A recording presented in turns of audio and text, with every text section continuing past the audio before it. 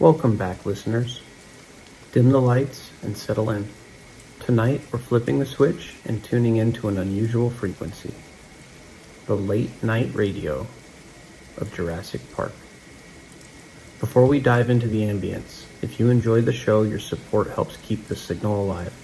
So please like the video, hit the subscribe button, and let us know what you think in the comments below. Now, on to the island.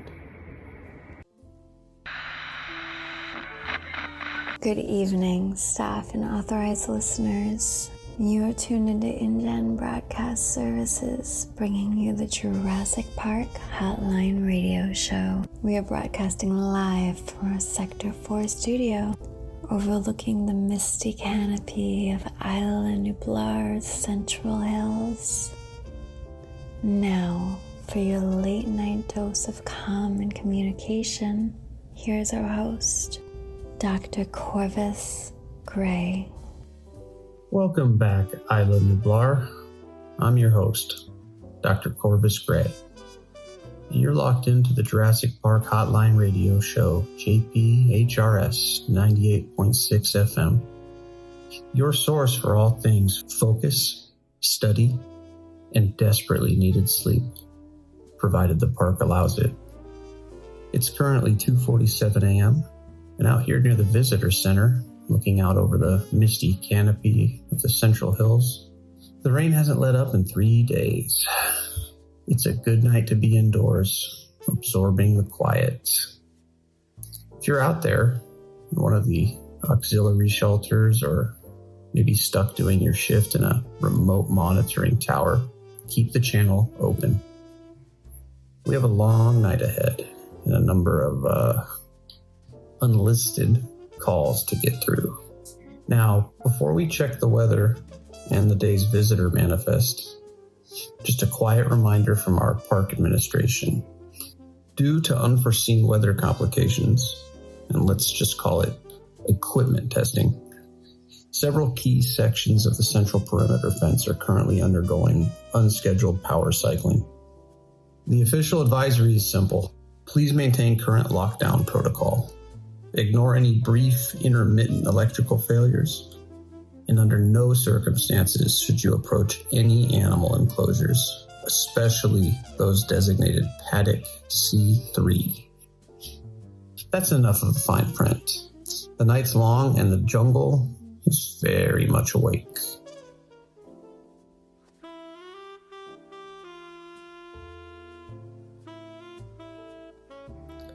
And it looks like we have a caller. You're listening to the Jurassic Park Hotline radio show, live from Isla Nublar. You got a deep thought, craving, and you just can't sleep? You're on the air. Who am I speaking with? Hey, Dr. Grey. It's Elias up at Northern Access. I just needed to hear a human voice, one that isn't chewing through insulation. It's been a long shift. Elias, always a pleasure. How's the view tonight up there? Still nothing but wet mist and the occasional hungry shadow? Worse. It's the double feed and the sensor array again. I know it's just the old copper line echoing, but you try to sleep when the radar keeps telling you a brachiosaur is standing over your tent. Ghost in the machine. Park's way of reminding us that nothing's really simple. Just report the stronger signal. It's probably just a circuit echo. Right. But here's the thing that's been bugging me, Dr. Grey. The echo, the weaker fake signal, it's consistently showing about 3 times the size of the actual brachiosaur. It's like the ghost feed is running some kind of weird, corrupted data. It just feels wrong. That's interesting. 3 times the size. Well, you know the park motto, life finds a way. Even corrupted life on a faulty sensor. I suggest you just turn the screen off, pour a hot drink, and find some actual life. Thanks for the call. Well, listeners, we're still keeping watch over Isla Nublar. I've been looking out at the paddock lights, what few are still running anyway, and it's hard not to reflect on the immense responsibility of this place. We build the walls, we set the boundaries, but the jungle, it adapts. We maintain the illusion of control, but that's all it is, a very expensive illusion.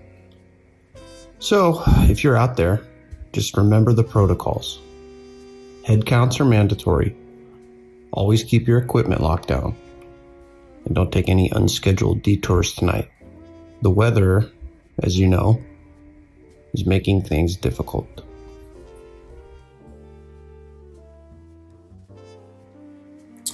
All right, let's get back to the hotline. This is Jurassic Park Hotline Radio, live from Control. You're on the air. Control? Control, are you reading me? Corvus, is this broadcast going out live right now? I need you to know what's happening. Yeah, loud and clear. You are live to the entire island. What's your status, and who are you reporting to? I'm reporting to anyone listening.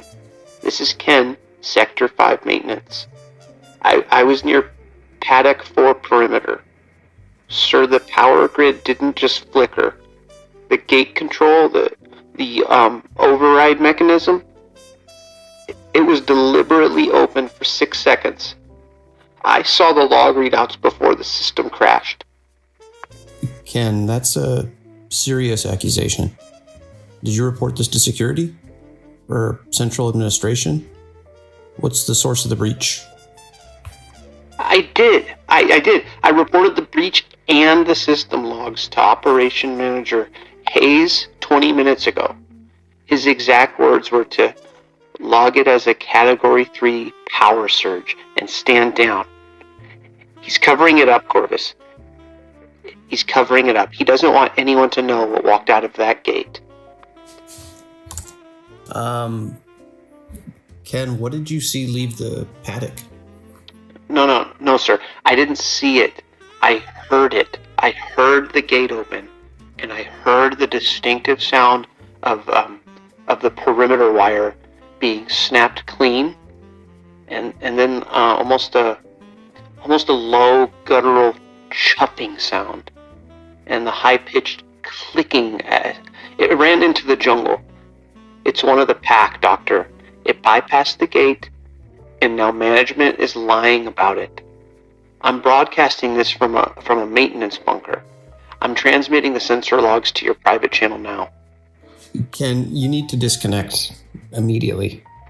If your supervisor knows you're broadcasting this... I know, but the listeners, they need to know what's out here. Please just confirm you received the logs, Doctor. Yeah, I confirm receipt. The data's here. Ken, thank you.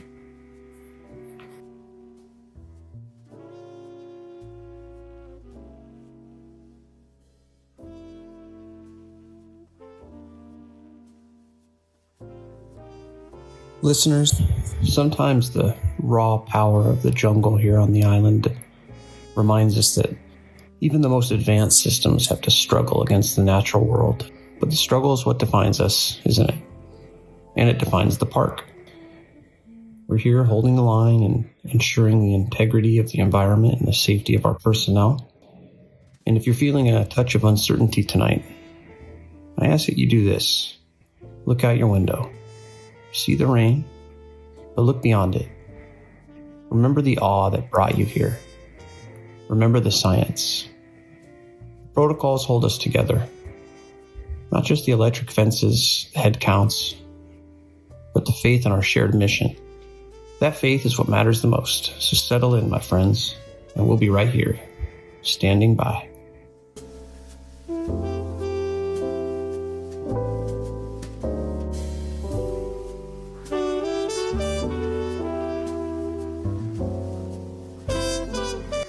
Tired of those emergency ration packs? Missing the comforts of home? Then visit the Gallimimus Grill. located just off the main visitors center. Our chefs use only the freshest ingredients, airlifted directly from the mainland. Try the new savory Triceratops steak. It's fast food, but it's guaranteed to get you moving. The Gallimimus Grill offers a full menu in a safe, family-friendly environment. Management is not responsible for any sudden, unscheduled disruptions or power fluctuations. This is JPHR, Jurassic Park Hotline Radio. Informative, innovative, and isolated. Don't miss our nightly check-in with the security teams on the East Docks.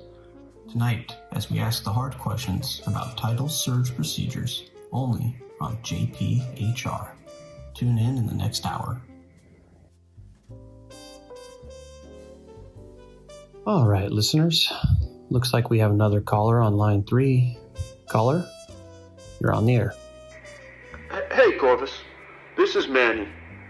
I'm calling from the staff mess hall. I just finished my shift, and I need to air some grievances. Seriously, who is ordering the supplies for this kitchen? We're on a remote tropical island, surrounded by living miracles, and they keep sending us enough canned asparagus to feed a small army. We have a supply boat that arrives once a week, and they prioritize frozen Salisbury steak over fresh pineapple. It's an outrage.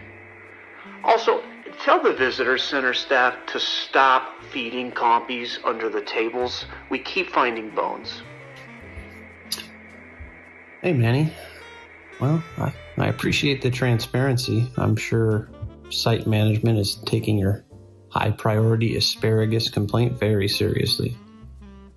But speaking of the visitors, what's the consensus down there in the mess hall? Are they getting used to the ambience or still jumpy? Jumpy? They're paying 5 figures to be here. They better be jumpy. No, my real issue is the logistics. We have a water purification system that's supposed to be state of the art, right? But ever since the last storm, the water comes out tasting faintly of chlorine and sulfur. I can't even make decent coffee. And you know what the text told me? They said, "Well, Manny, you're near the hatchery, and sometimes the overflow mixes with the intake." What does that even mean, Corvus?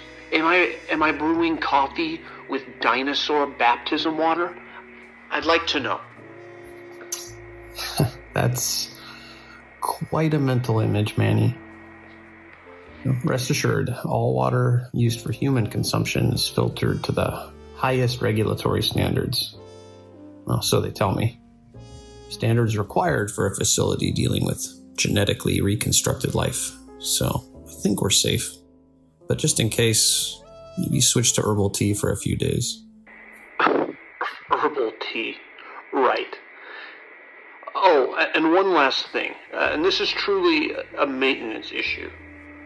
The vending machine down by the genetics lab there, the one that sells those little packs of nuts, it keeps getting jammed because someone, and I'm not naming no names, Henry, keeps putting feathers in the coin slot.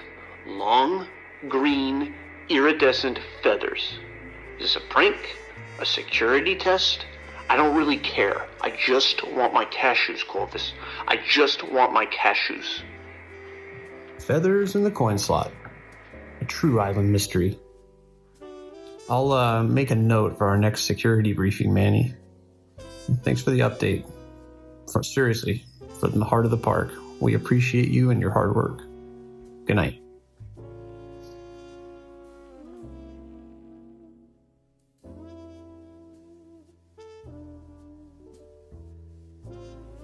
Next caller, you're on the air. Yes. Hello, Dr. Gray. My name's David. I'm calling from the Eastern Ridge security crew, and I just wanted to see what you know about the protocol for loss of equipment. Well, hi, David. I guess that would depend on the equipment, right? If it's something small, you just log it, or more critical, you would escalate, right? Why do you ask? Well, we're near Maintenance Bay 9, and we found a piece of standard issue motion detection equipment, but it wasn't lost, Doctor. It was destroyed. Completely pulled out of the ground. Looks like almost like someone used like a wire cutter, but the wire it's shredded. Like it was torn by something biological. Oh, wow. Have you reported this officially, or what's your assessment for the source of the damage? Well, I'm reporting it to you, Doctor, because my assessment is whatever's doing this is doing it fast, because Maintenance Bay 9 is a good 3 kilometers from Paddock 4, the area that had the sensor malfunction earlier tonight. And whatever shredded that wire is moving inland, west. The tracks we found next to it were low, deep, and covering ground, and something moving on 2 legs. David, I strongly suggest you end this call and report this to your superiors. I mean, this sounds serious. I know. But the public needs to know, and your listeners need to know, this isn't some power surge. It's moving. And I'm sorry, I have to go. I think I see something, and I'm getting interference. I'm sorry, Corvus.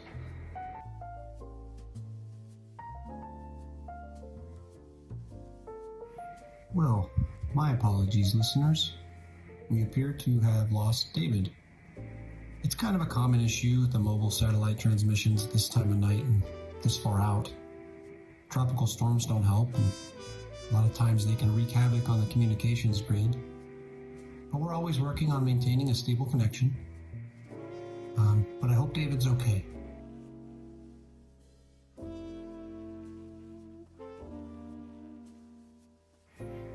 Well, let's keep the night moving, listeners. We're still taking calls. And it looks like we do have another caller. Hey, welcome to the air. You're on the Jurassic Park hotline. What's your name? Yeah, hi. My name's Liam. I'm a contractor here, but I missed the last employee transport back to the mainland. I'm locked outside the visitor center maintenance entrance near the old geothermal plant access road, and I'm freezing out here, Corvus. Well, Liam, you should have clearance to use any auxiliary bunker here on the island. Have you tried your temporary access card? The damn card is deactivated. I checked. Look, I'm not calling about the logistics. I'm calling because I've been watching the tree line for the last half hour, and I keep seeing movement. It's not the wind. It's deliberate. And it keeps going from shadow to shadow, just beyond the floodlights. Well, Liam, this island's rich with all kinds of plant life. And you are near sort of a main artery for the larger herbivores, it sounds like. It's probably just a Parasaurolophus moving through the wet grass. Security grid's active, so don't worry, and you are behind the main reinforced perimeter, so you should be absolutely safe. No, Corvus, this is different. It's too low to the ground. And listen. Did you hear that? That's not a para. That sounds like something heavy walking. Slowly. And when I flashed my phone light at it just now, I saw the reflection of 2 eyes right at ground level, just staring. Liam, I know it can make you nervous, but that should be a maintenance drone. We have automated surveillance vehicles on 24-hour patrol. So I think the lights should be probably set low at this time of night to minimize disturbance to the wildlife. You should be fine. Just stand near the main door. I'll have my producer patch you through to emergency services, get you some overnight housing. So stay calm, and thanks for calling us.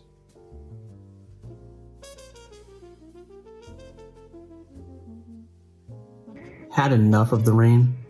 Ready for something warmer? Jurassic Park Escapes Air Charter is the premier private transport service, connecting our park to the mainland and beyond. It specializes in discreet, high-speed travel for executives, researchers, and VIP guests. The fleet of custom-fitted helicopters ensures that you depart precisely when you choose, guaranteeing the highest level of efficiency and comfort. Don't wait on public transport schedules. When you need to leave, leave in style. Jurassic Park Escapes Air Charter.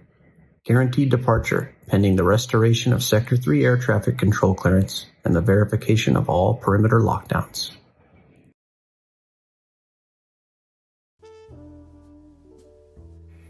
Looks like we have another call, this time on the line from the medical wing. Dr. Anya Sharma. Well, thank you for calling in at this hour, Doctor. What's going on? Corvus, thank you for taking the call. I'm contacting you to issue a public, if informal, service announcement to the entire staff and any remaining contractors. We just had a non-critical incident involving one of our junior technicians near the Dilophosaurus containment area. A non-critical incident involving a Dilophosaurus? That's concerning. Was the subject contained? The subject is fine. The technician is the problem. They apparently disregarded 3 separate perimeter warnings to retrieve a dropped field kit, and as a result, they were sprayed. We are currently treating them for temporary blindness and severe corneal irritation. But frankly, this entire situation is entirely preventable. I definitely understand your frustration. Just for clarity for our listeners, would you mind briefly reminding us of the standard protocol for working in a high-risk zone like that? Absolutely. Anyone mandated to work within a 50-meter radius of the dilo paddock must wear approved polycarbonate eye protection and a Class 3 full face shield, which must remain sealed at all times. If you or a colleague are sprayed, and this is vital, do not rub your eyes. Immediately activate your personal decontamination kit's buffered saline solution to flush the affected area for at least 5 continuous minutes, and contact the medical wing immediately. The corrosive component is rapid, but still treatable if protocols are followed. Don't be an idiot. Follow the protocols. Good advice, Doctor. Good advice. We appreciate you taking the time to remind everyone that competence means caution. Dr. Anya Sharma from the medical wing, everybody. Thank you, Doctor.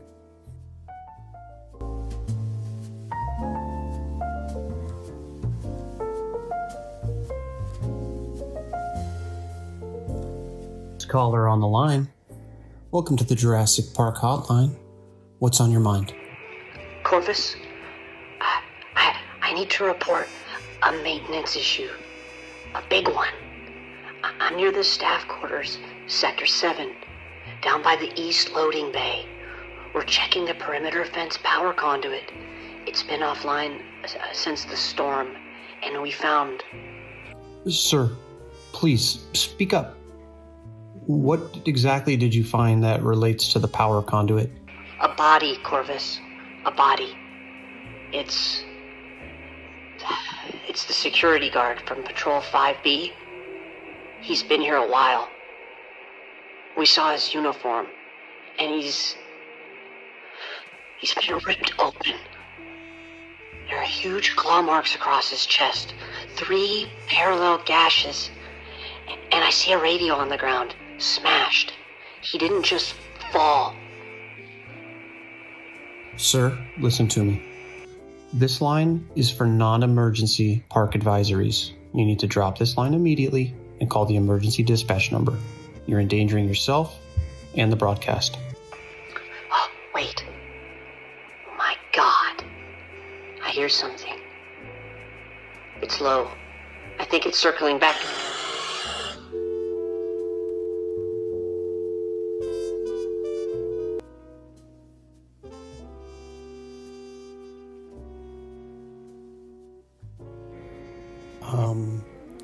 We seem to have lost connection.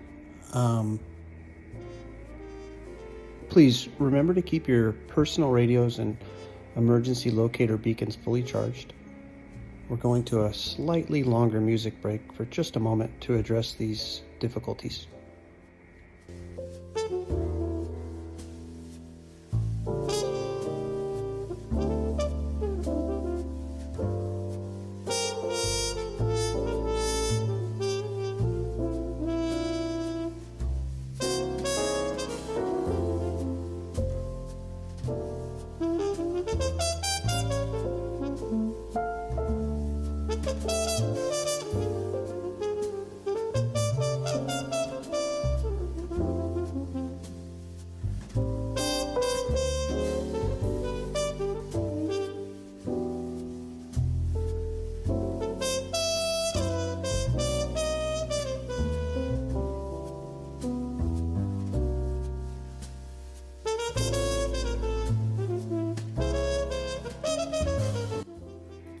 And we're back, listeners, and we're still taking calls. Reminder, for anything emergency related, not to call this broadcast. This is not for emergency calls. Next caller, welcome to the Jurassic Park Night Hotline. What's on your mind? Yes, this is Jane. I'm calling from the hotel by the visitor center.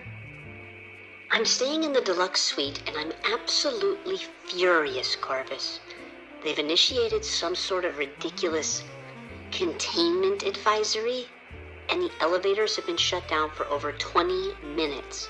Do you have any idea how far it is from the 4th floor down to the lobby? Hi, Jane. Well, sorry you're dealing with that. It sounds like a big inconvenience. Our on-site hotel security teams do occasionally run mandatory maintenance checks on movement systems, especially with the tropical heavy rain we're experiencing. It's always for your safety and for your comfort. My comfort? I have a reservation in the morning. My steak and my eggs are going to be ice cold, and frankly, the staff is being completely unhelpful. They keep whispering about the perimeter, and there's a faint, annoying beeping sound coming from the service corridors. It sounds like an alarm. Jane, that beeping, that's probably the automated door lock system resetting, probably from the storm. Just the impact on local circuits. And the containment advisory, well, that's a standard precaution, and it does even little things like keeping humidity from affecting mechanical gears. I'm sure if you call the restaurant, they'll hold your reservation and keep your table warm. Hope you stay safe and enjoy your view from your suite. Well, I suppose, if they hold the table, I suppose. But if I have to walk down 4 flights of stairs, I have never. I expect a complimentary stay or meal. I don't know. Thank you, Corvus.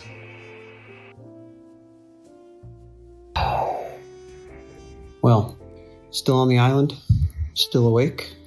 Don't miss a beat of the latest research and urgent advisories. You're listening to the Jurassic Park Hotline radio show all night long.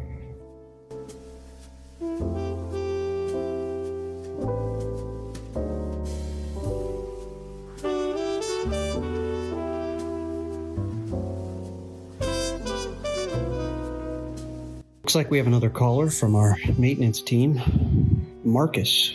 Marcus, thanks for calling in. You're working on the main power feed? What's the prognosis on the grid stability tonight? Prognosis? It's bad, Corvus. The storm damage is one thing, but we've got a continuous energy drain, a ghost load, that we can't identify, pushing the main generators into the red line.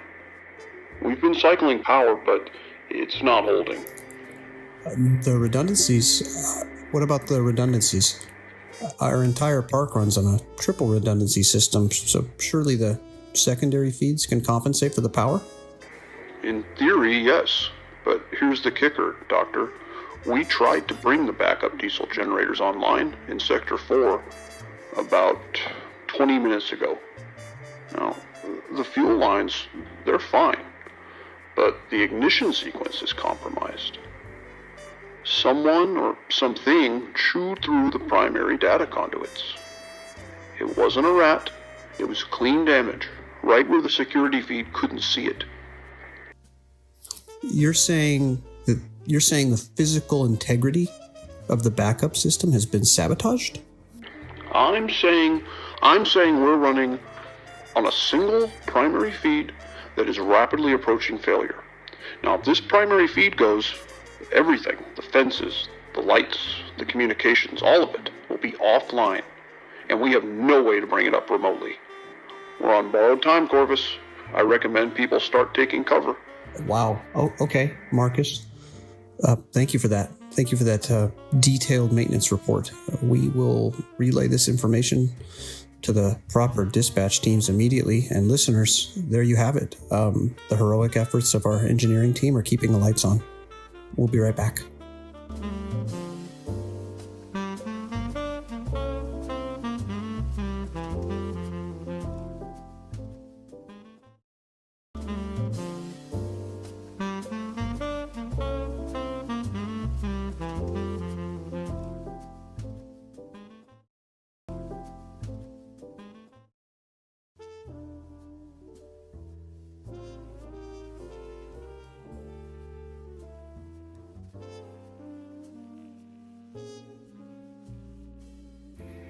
Hello again, listeners, and welcome back to the show. This evening's broadcast has taken an unfortunately grave turn. Following an emergency communication from high-level operations staff associated with Engine's chief executive, John Hammond, I'm told I must issue an immediate and unequivocal advisory that supersedes all previous minor alerts. We can now confirm that the containment breach in Sector 7, which resulted in the regrettable fatality of a security officer, was caused by the escape of one of the park's Velociraptor assets. This is not a drill. This is not a systemic false alarm. A highly intelligent and dangerous animal is currently outside of its primary enclosure. To address the specifics, the breach occurred due to a complex cascade of failures. Just as our maintenance team Marcus had warned us, the storm-damaged primary grid failed. The Velociraptor utilized the brief critical drop in power to attack and sever the sensitive control conduits leading to the diesel backup generator. It was a deliberate, targeted act. The animal effectively eliminated our redundancies, and it created the window it needed to exit the perimeter, which confirms the creature's advanced problem-solving intellect. The last confirmed location of the raptor was 15 minutes ago. That location placed the asset within the central utility tunnels, specifically across the access network beneath the main visitor center complex, moving away from the dock and towards the northern geothermal substation. This will put the raptor in close proximity to the employee quarters and the hotel perimeter. Security believes it's using the tunnels to navigate quickly while staying hidden from thermal surveillance. Therefore, I must issue the following mandate. Shelter in place is now mandatory, island-wide. If you're in a vehicle, abandon it only if you can reach heavy, concrete structures within 10 seconds. If you are in a building, seek the lowest possible level. Basement would be ideal, but utility closets or maintenance crawl spaces are also acceptable. Crucially, the Velociraptor is visually keyed to movement.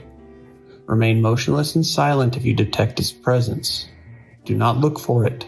The animal hunts by sound and subtle motion. Do not use flashlights or personal radios, and be careful with your electronic signatures. As for the park's actions, security teams have been deployed to attempt a recapture, but due to the overwhelming power failure, they're operating without electrical fences, without perimeter alerts, and without thermal tracking. They are relying solely on acoustic detection and limited night vision. The focus is currently on securing the main visitor center and establishing a perimeter to contain the raptor within the North Complex, though this is proving difficult given the creature's superior mobility. I want to be clear, listeners. The creature we're dealing with is operating with the cunning of a terrestrial predator and the speed of a cheetah.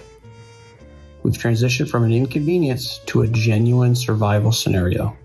Trust only the reinforced walls around you. Do not trust the silence. The hotline will remain on the air, and we will provide essential verified updates. The situation now is officially fluid.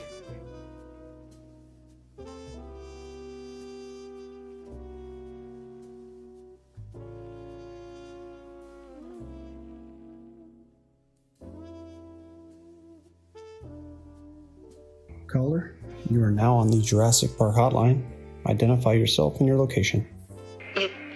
It's Jerry. I'm a janitor. I'm locked in the utility closet under the main cafeteria access. Corvus, I saw it. I saw the animal you were talking about. Jerry, stay calm. What did you see? Did you see the Velociraptor? Yes. I was trying to get down to the sublevel to lock the service door like we're supposed to. And I saw him. It was Ross from Sector 4 Security. He was running down the ventilation shaft access stairs. He had his flashlight out and he was shouting for help right down the corridor. And the animal, Jerry? What happened? It didn't run. It stalked. It came out of the maintenance vent above the stairs. It was low. Just a shadow at first. And then it smelled him and it lunged. It was silent, Corvus. No roar, just a single awful thud. And then a noise like wet fabric tearing. And Ross, he screamed once.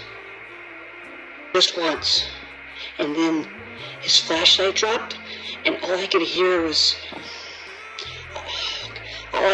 heavy chewing. It's still out there. It's just outside this door. I can hear the claws on the metal grates. Corvus, what do I do? It knows. It knows I'm here. It knows. Jerry, you're locked down. You're under a concrete slab, and you must remain absolutely silent. Do not move. Do not make a sound.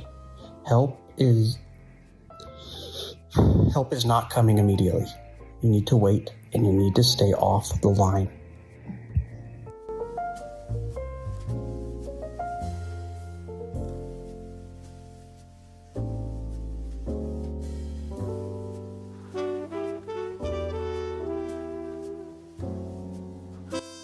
Next caller, we're listening.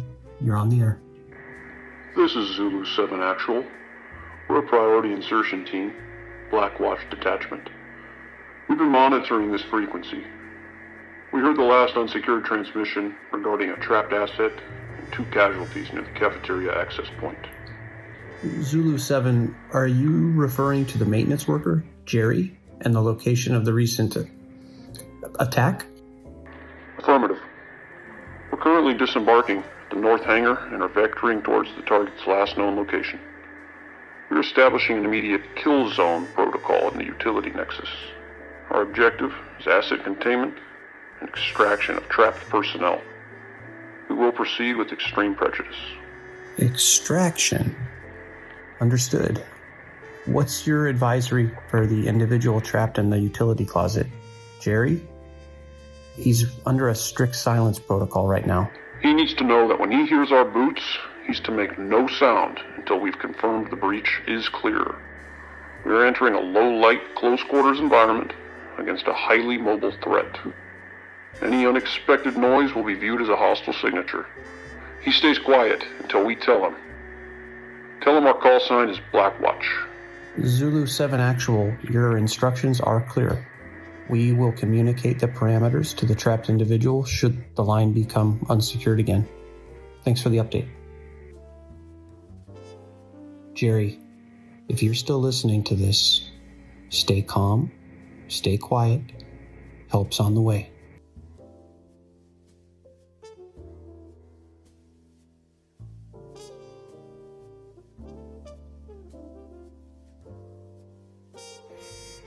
Caller, you're on the air.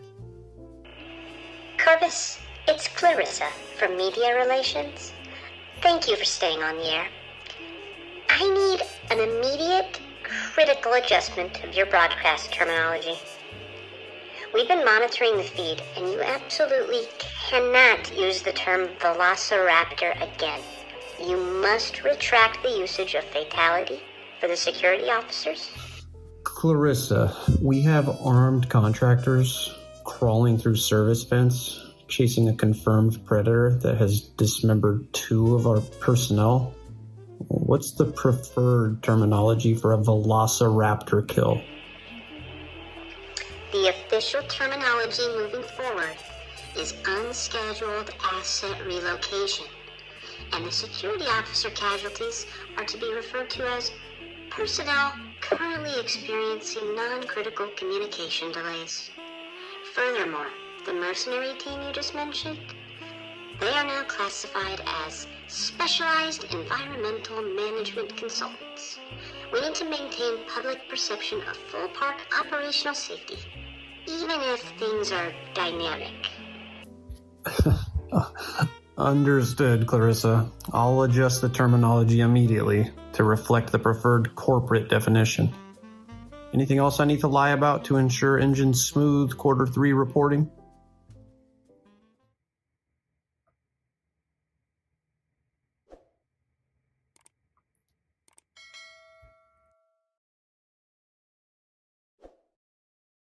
Well, listeners, looks like Clarissa hung up and ended the call. I'm sure I'll be hearing about that one tomorrow.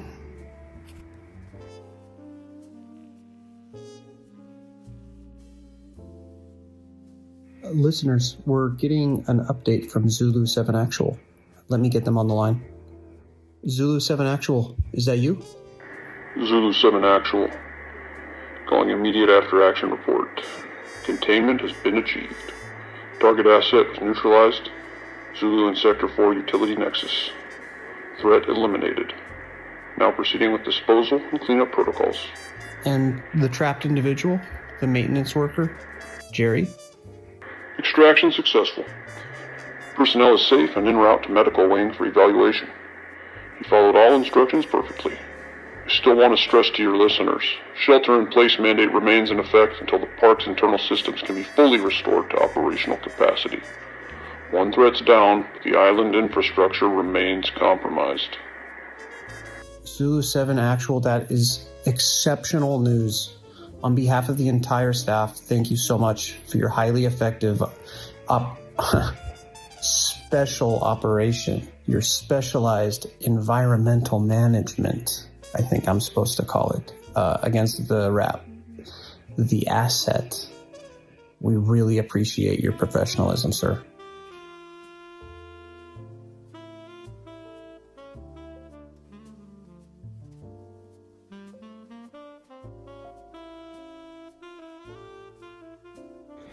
Tired of traffic?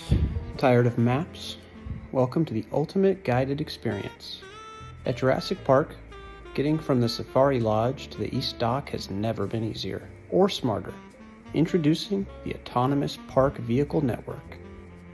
Our custom electronically powered Jeeps navigate the entire island using intelligent tracking software and predictive weather avoidance. Hands-free, worry-free, and always on time. Need to get to the herbivore sanctuary? Just enter your destination on the console, relax, and let Engine's award-winning APV technology take the wheel. And thanks to our state-of-the-art power cycling, your ride is guaranteed, rain or shine. Spend less time driving and more time experiencing the majesty of life evolved. The Autonomous Park Vehicle Network, your safe, reliable transport. across Isla, Nublar. Jurassic Park. We spared no expense.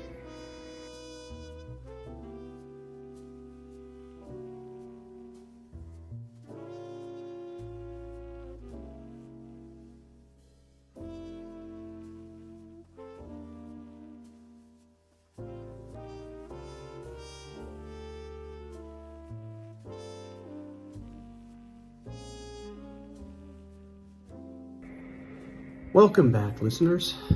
Now it's time for our nightly academic detour, our fact segment, where we push past the perimeter fence and examine the remarkable and sometimes flawed biology of our inhabitants. Tonight, we turn our attention to the reigning king of the island, the Tyrannosaurus Rex. The first fact we must challenge is the myth of the T-Rex's hunting prowess. InGen's research confirms the asset is not an apex hunter in the sense we typically understand. Its eyes, while massive, are movement dependent. This creature with its imposing skull and crushing bite cannot see you if you remain perfectly still. Its visual acuity is based almost entirely on motion detection. Instead, the T-Rex primarily relies on two other powerful senses: an incredible sense of smell capable of detecting carrion or prey over several miles, and its keen ability to perceive low-frequency vibrations through the ground, which we call infrasound. It doesn't need to see you if it can feel every heavy heartbeat and every panicked footstep. Now for the sheer power. The T-Rex possesses the most powerful bite force of any terrestrial animal ever studied. Conservative estimates put the bite force at around 12,800 pounds per square inch. That pressure is applied through teeth that are conical, thick, and designed not merely to cut, but to crush bone. The T-Rex doesn't chew, it simply demolishes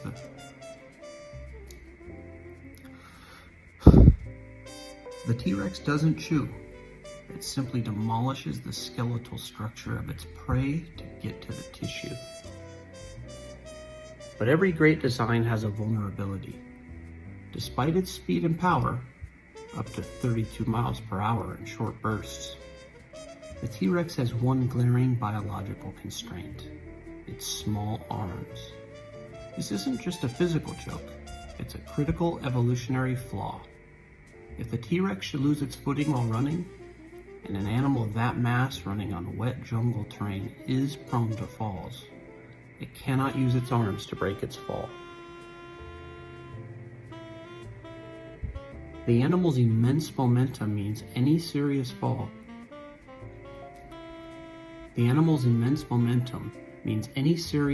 can result in a catastrophic internal injury, particularly to the chest and rib cage.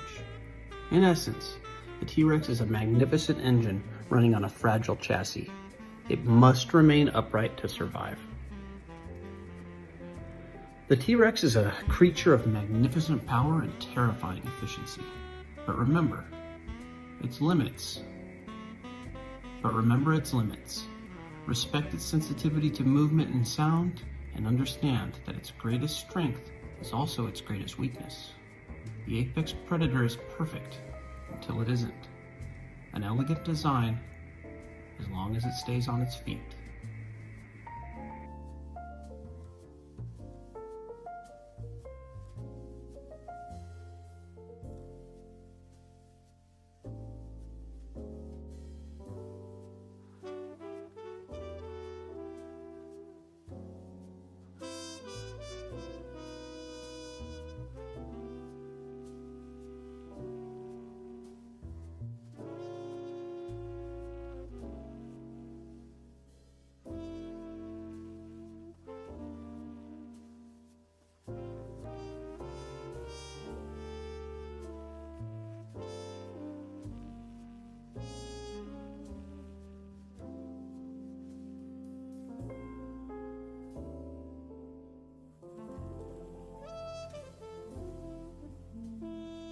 All right, listeners.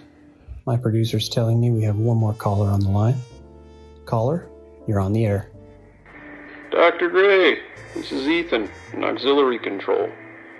Just cycling through the final checklist. Thought I'd call in and let everyone know we're showing the primary system back to nominal. All logs secure, and the broadcast feeds are holding stable. Thank you, Ethan. Everything's stable here, too. We're ready to execute the transition to passive radio soon.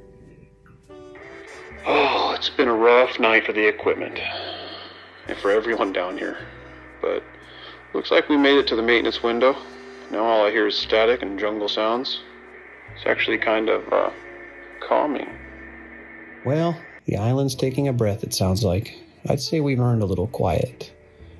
Stay with your system till the next shift change, and good work tonight. You too, Dr. Gray. Good night.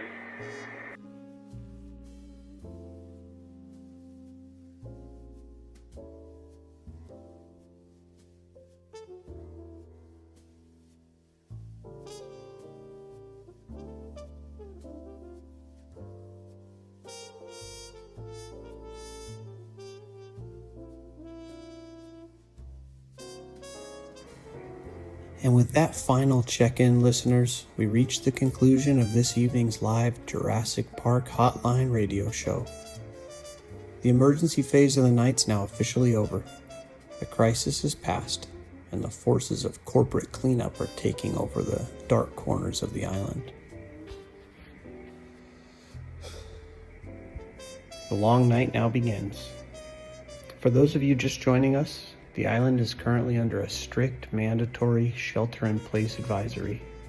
All staff and guests are secure in reinforced locations, and we encourage you to remain settled, motionless, and at peace for the long hours ahead.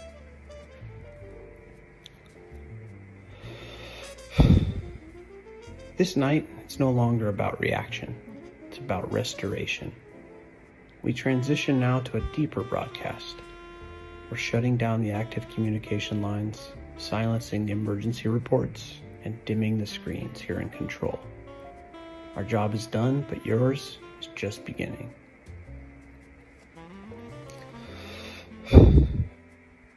We know many of you are using this broadcast for focus, for study, and for sleep.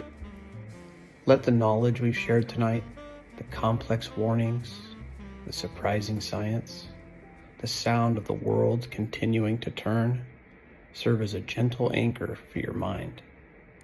Let the sounds of the distant jungle, the consistent tropical rain, and the steady hum of the control room become your new environment. For the next hour, the only voices you'll hear are the ambient sounds of the island itself. There'll be no more alarms, there'll be no more calls, only rain. Rest well, listeners. Dream of discovery, complex systems, and quiet jungles.